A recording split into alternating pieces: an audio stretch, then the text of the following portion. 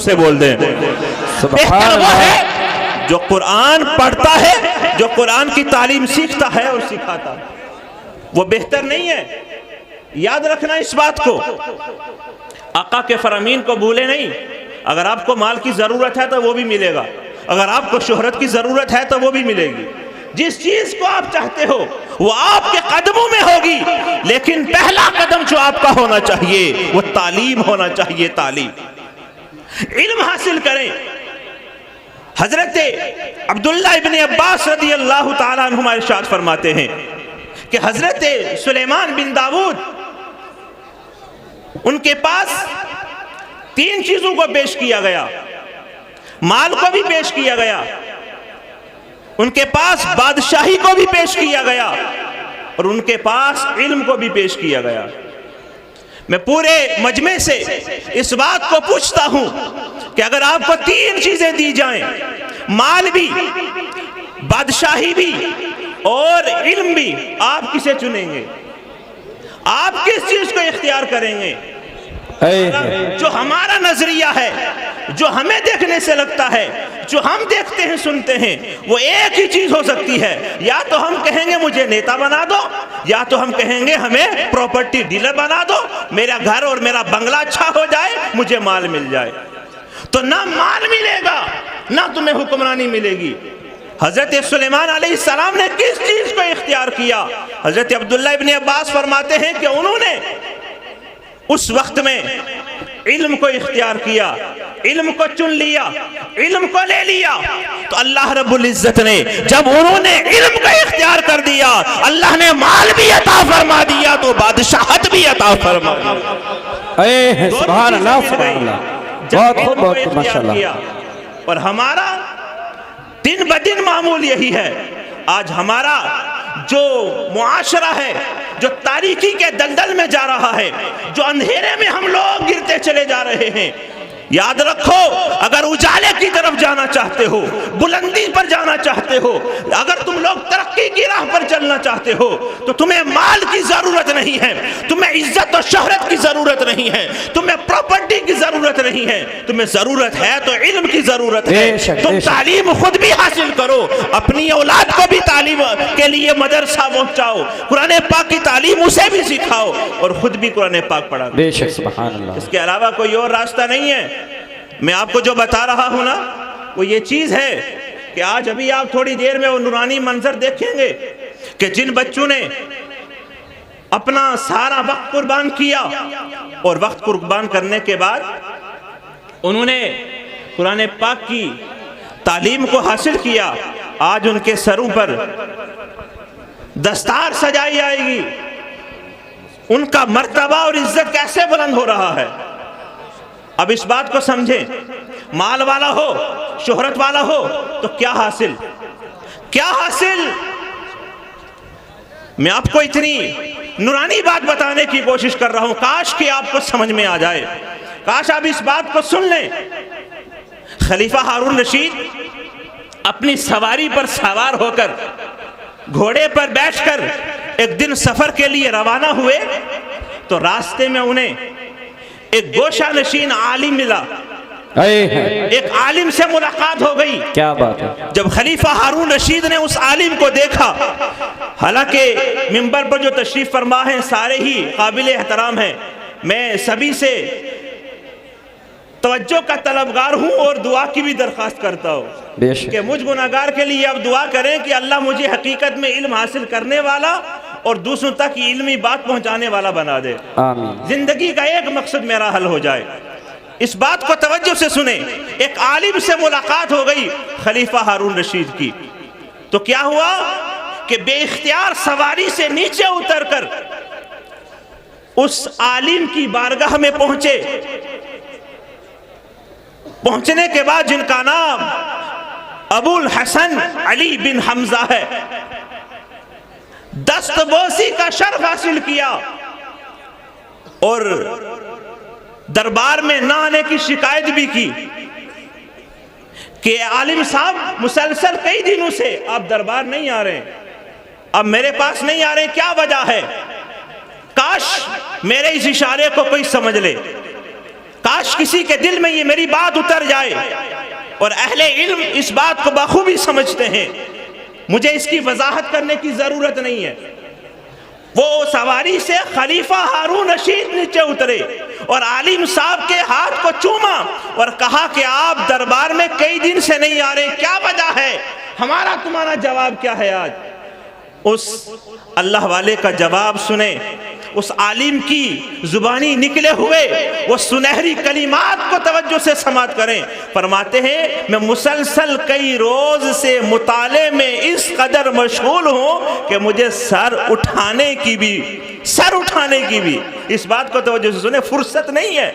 Sir उठाने क्या बात है, मुसलसल कई रोज से बहुत खूब, सुभान अल्लाह, मैं इस कदर मसरूफ हूं कि सर उठाने की भी फुर्सत नहीं है।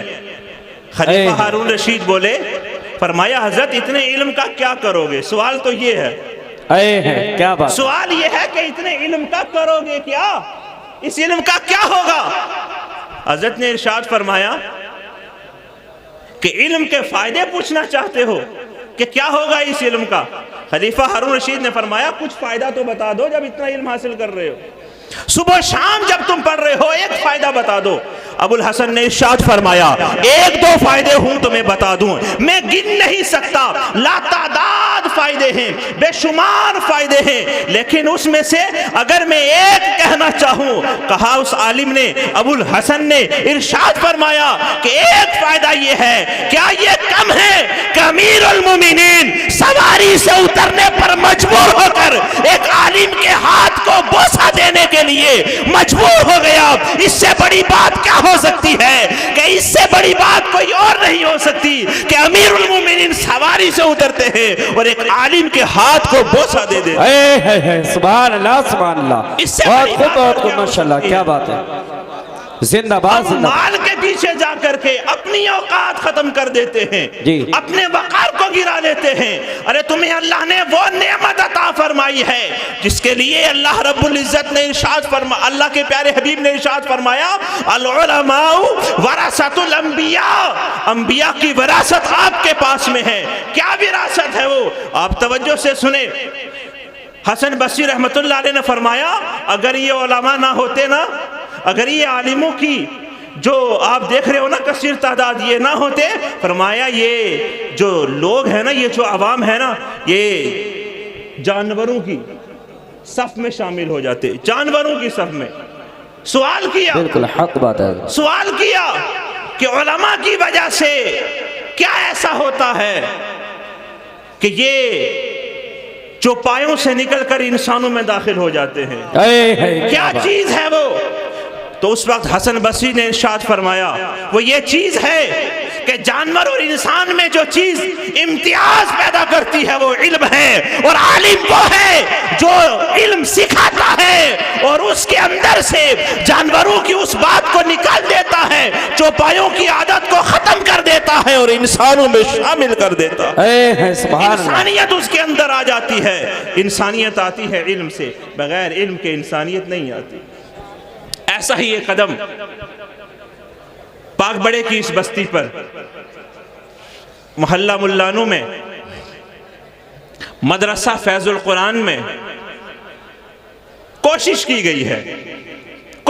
गई है। आपसे उम्मीद नहीं है, उम्मीद उस रब से है कि रब्बुल इज्जत उस मदरसे को दिन दुगनी रात चुगनी तरक्की अता फरमाए, आमीन। तुम्हारे मेरे हाथ में नहीं है, मालिक की हकीकी वो, मुअस्सिर हकीकी वो। अल्लाह उसे बरकतें दे जिसमें 2015 से 2023 का कितना छोटा सा पीरियड है जी, 2015 से 2023 तक का कितना छोटा सा पीरियड है। इस पीरियड में जो उन लोगों ने मेहनतें की और हमारे उसातिज़ा जो मदरसे में पढ़ाते हैं उन लोगों ने मेहनत की, आज आप ये अपनी नज़रों के सामने, आपकी नज़रों के सामने सब कुछ है जो आप मुलाहिज़ा फरमा रहे हैं।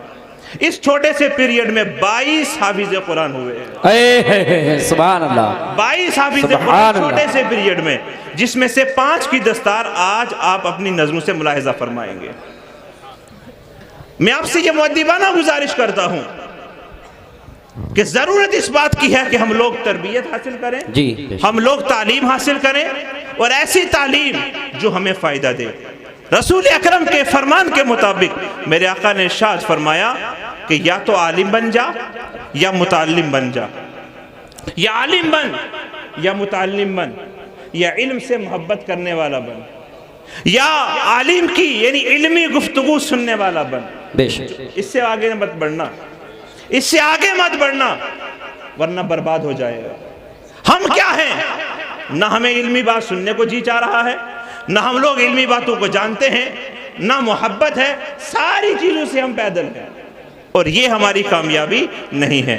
मैं सभी उलमा की बारगाह में मुअद्दिबाना गुजारिश करते हुए ये दरख्वास्त पेश करूँगा कि मेरे क़िबला तशरीफ़ फरमा हैं और इनके सामने जो भी मैं टूटे फूटे अल्फाज कह सका हूँ, अगर इसमें कोई खामी गलती हो गई हो और उलमा मौजूद हैं, उस्तादिज़ा हमारे यहाँ मौजूद हैं, तो मैं गुजारिश करूँगा कि वो मुझे इसके लिए कुछ ना कुछ ऐसा फैज़, ऐसी तालीम दें कि मैं आने वाले वक्त में सुधर सकूं और चंद बातें और दीनी सीखूं और दुनिया के सामने, आवाम के सामने और आप लोगों तक पहुंचाने की मैं कोशिश करूं। मैं दुआ करता हूं अल्लाह मेरे कहने को, आपके सुनने को, आपकी महफिल को कबूल फरमाए, और बिलखुसूस जितने हजरात सुनने के लिए तशरीफ़ फरमा हुए हैं और उलमा जो बैठे हैं, मैं तहे दिल से इनका शुक्रिया अदा करता हूँ कि आपने हमारी आवाज़ पर लब्बैक कहा और आप सभी हजरात यहाँ तशरीफ़ फरमा हुए। मैं दुआ करता हूँ अल्लाह आज की महफिल की बरकत से आपके दोनों जहान भले कर दे, अल्लाह आपको दोनों जहान में कामयाबी अता फरमाए। मैंने जो कहा आपने सुना, जो गलत हो चुकी हूँ रब्बे करीम मुझे और आपको सबको माफ़ फरमाए। व मा अलैना इल्लल बलाग। अस्सलामु अलैकुम व रहमतुल्लाहि व बरकातुहू।